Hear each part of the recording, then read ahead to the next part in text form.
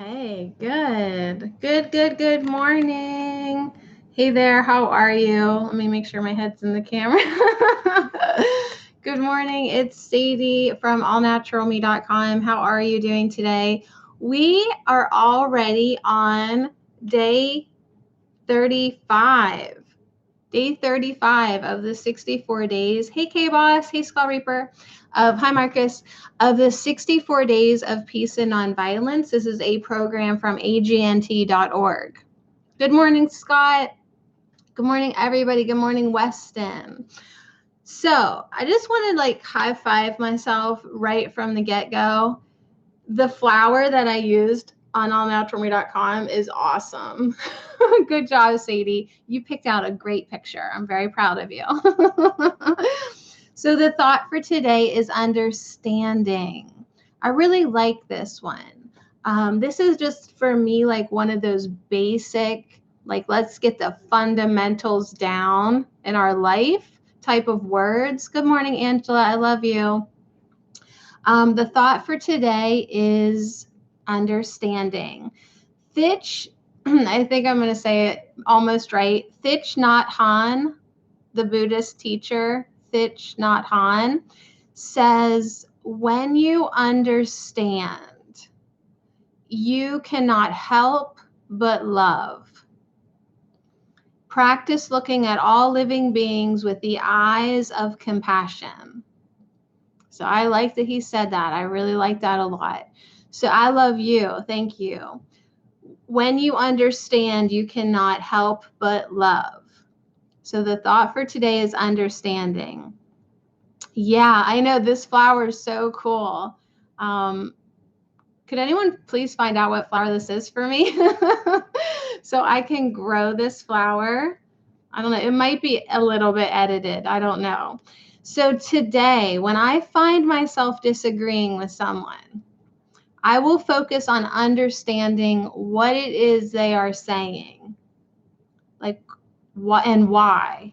So if we're having a conversation and I'm finding myself just really not jiving with it, I want to take the time to be like, what is it? What are they saying and why? I will listen compassionately to them with a silent thought of love. So I do that sometimes, you guys. Like someone's talking to me and I have absolutely no interest what they're saying. Okay, like zero. So what I do is I just think, I love you. I love you. I just smile at them and think that how much I love them. I'm really not paying attention to what they're saying, but I'm thinking about how much I love them. Confession time. So I will sit and listen compassionately with a silent thought of love and tell them what I understand them to be saying. With empathy, I will say clearly and quietly what I believe to be true. So listening with your heart, exactly. Listening with compassion. Listening. This word is going to bring out my old speech impediment.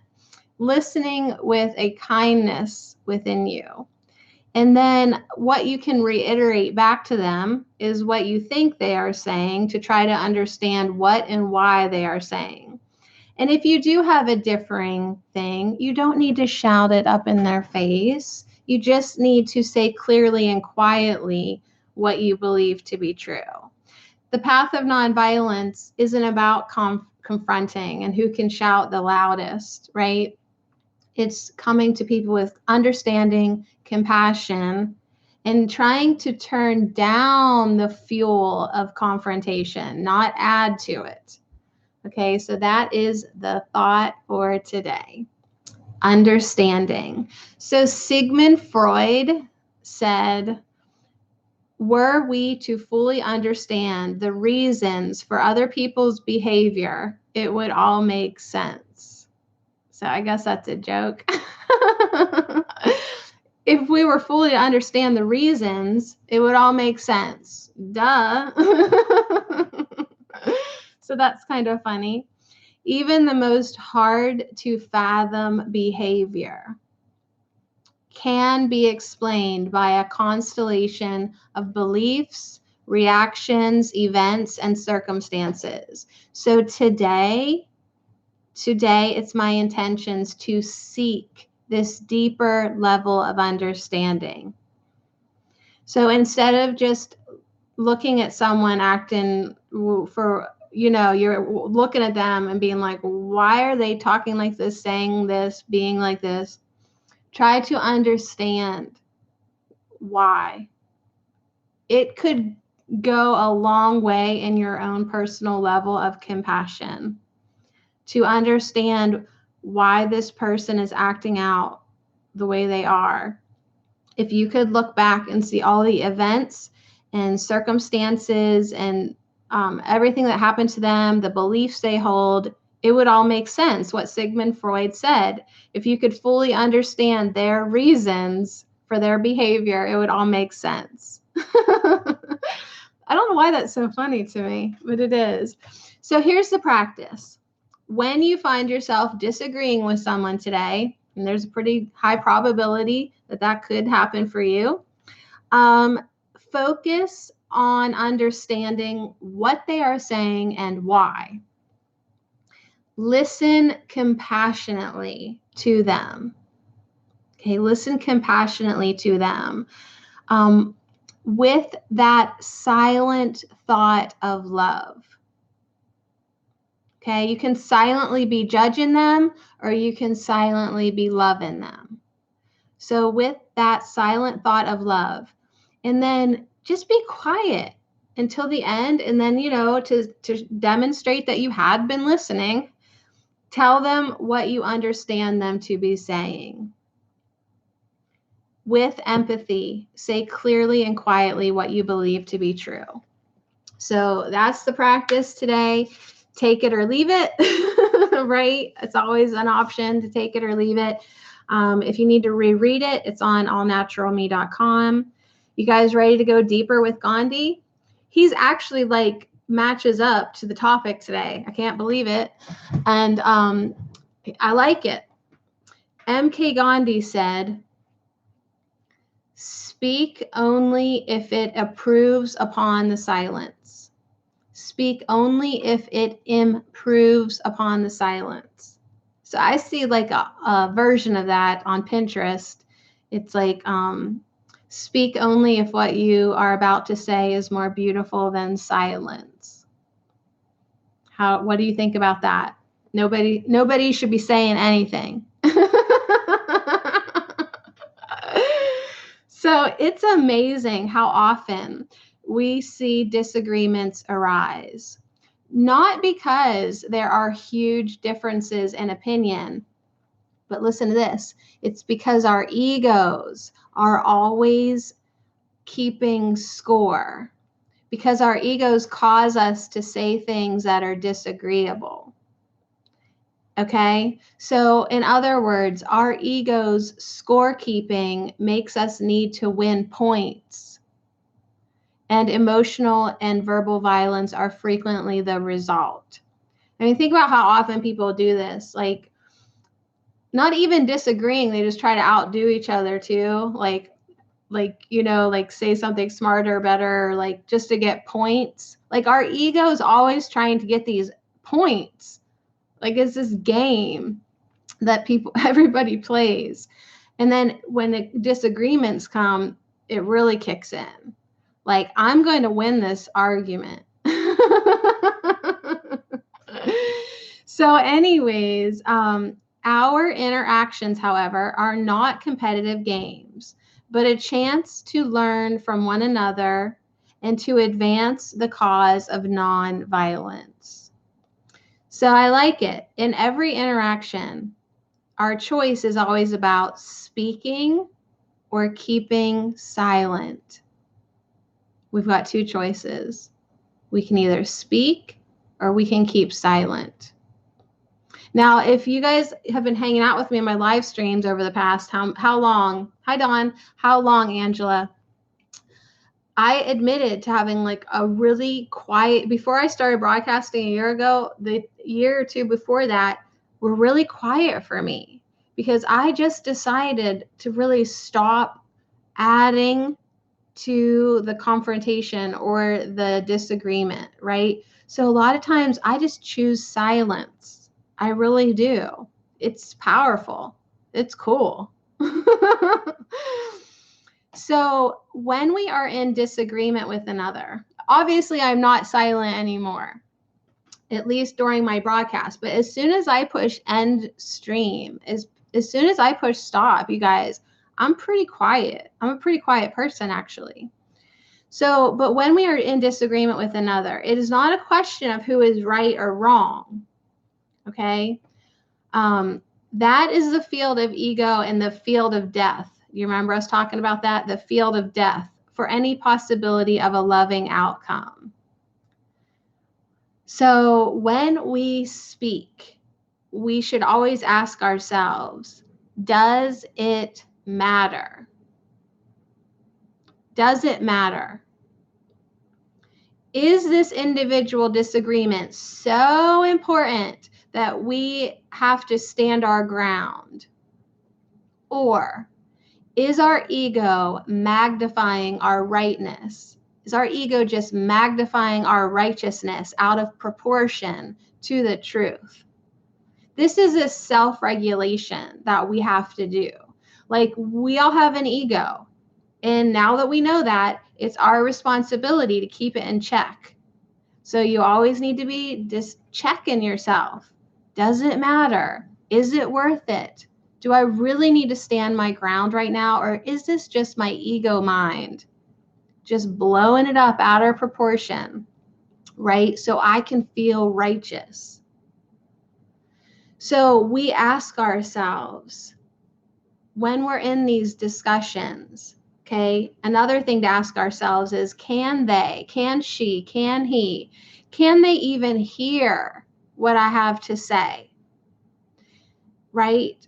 Because if I am comfortable that the issue is not an ego issue for me, what about them? Can they hear what we have to say? Or is their investment in their position so entrenched that they can't possibly hear us? So it all goes back to that, will it make a difference? Because you know, if you're in the middle of that conversation where they are just rolling with their ego and they are just spewing at the mouth, you might as well just save your energy, because one, they can't hear you. And two, they are so wrapped up, they are entrenched in their ego right now, that even if you did your best presentation at the truth, they are unable to listen to you right now. So just choose silence.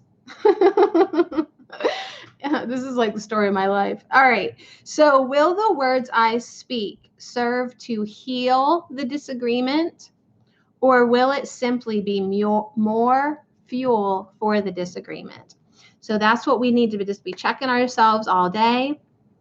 Will it help, heal, add to it, bring peace? Or is it just going to exacerbate? Is that the right word? Will it just make it worse? Will it just add more fuel to the fire? Whenever I have more and fuel together, I just want to say mule. Don't be the mule, okay, in the conversation.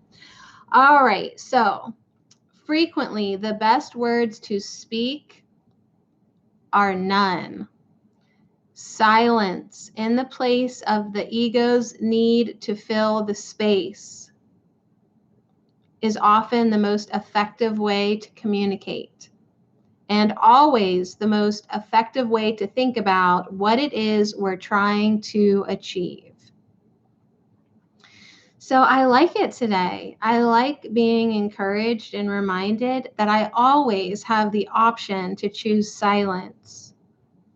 That really does help me get into a better place of understanding what is worth it for me to speak out. Like, what are the topics that I really want to put my energy into speaking about?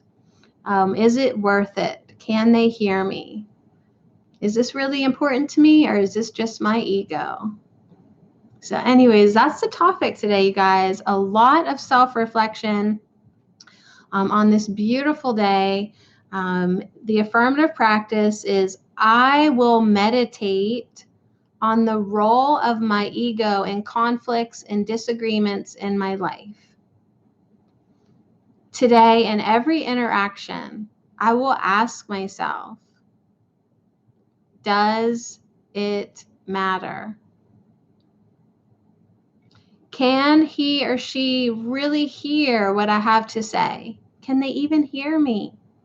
Will it make a difference? This reflection is part of the path of nonviolence. Every moment, every choice is an opportunity to either be peaceful or not. Okay, so anyways, you guys have a great day. Thanks for working me into your day. Thanks for being here with me. Day 35, understanding. Today, I will practice praise rather than criticism. So if you are going to open your mouth, let what you're about to say be beautiful and beneficial. So practice praise instead of criticism. Practice peace instead of disagreement. It's totally up to you, but it definitely is an easy choice that you can make all day long just to add to peace. I like it. And it has ended. Okay, boss, it's great to see you. Angela, you have a beautiful day too. Everyone who hung out, thank you so much. I know these are quick, but that's because it's easy. It's easy to choose peace. And it doesn't take long to just take a little bit of time to self-reflect and keep yourself in check. Okay, keep yourself in check. And with love, shut your mouth. Right? That's what I tell myself. Just be quiet already. Just don't even say that. You know it's just going to make it worse. You know it's just going to trigger them. Why don't you just be quiet and think about how much you love them? And then when it really is something that you feel called to speak about, then say it. Right? All right, you guys. On that note, I'm going to be quiet and I'm going to try to go get some sunshine. It's cold here, but the sun is shining. So enjoy your day. 64 ways and 64 days. We're on day 35. So we're going downhill now. We're just going to swoop on out of the 64 days now that we've reached the uneventful, beautiful day. That's great.